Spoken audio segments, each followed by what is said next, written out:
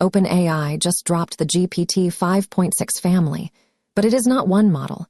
It is a three-headed beast. You have Sol for the heavy lifting, Terra for the balanced work, and Luna for when you want to save a few pennies. Sol is officially the king of the coding hill, scoring an 80 on the Artificial Analysis Index. But it still gets humbled by Claude Mythos on SWE Bench Pro by a massive 15 points. The real trick here is programmatic tool calling, which lets the model run actual Java script in a sandboxed runtime, finally giving your LLM hands instead of just a lecture. Speaking of desperate pivots, Netflix is acting like it wants to be the next YouTube, shoving everything from live sports to random videos into its feed. It is giving off major Go90 vibes.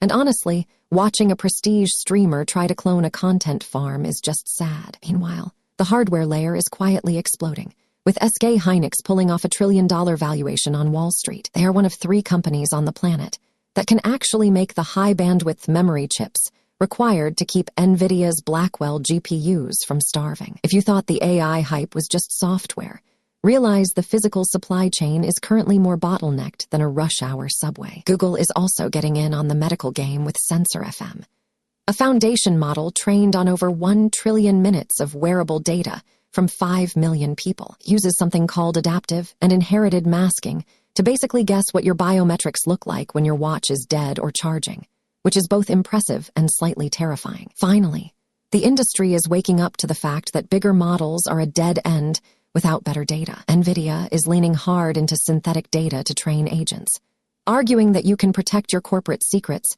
while still building models that actually learn how to execute a workflow without breaking everything. It is essentially building a digital classroom of synthetic personas, so your AI doesn't hallucinate its way through the real world. That is all for today's AI news.